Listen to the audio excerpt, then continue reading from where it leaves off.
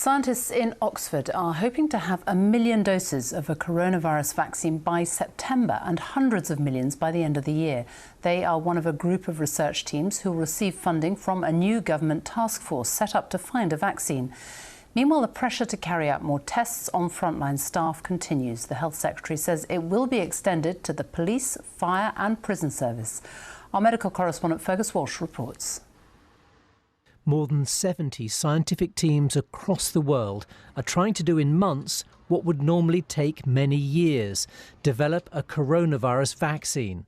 One of the leading groups at Oxford University says manufacturers in Europe, China and India are set to produce their vaccine so it's ready to roll out in September if by then it's shown to be effective. It's pretty clear that the world is going to need hundreds of millions of doses, ideally by the end of this year, to end this pandemic, to let us out of lockdown and ensure we can do that safely.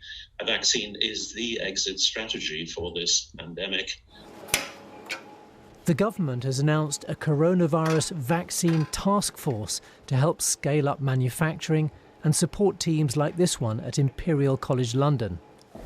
At the Number 10 briefing, the scale of the challenge and its importance was all too clear.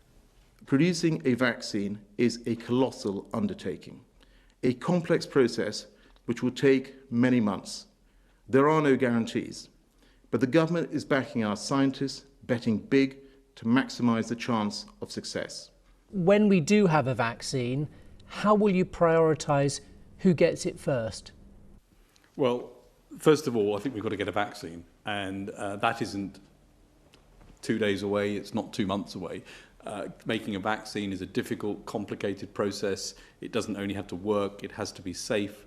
I think it's going to be important that we vaccinate in the way that you normally do for these diseases, which is to make sure that the most vulnerable are protected and then to roll out to wider vaccination. But that's some way off.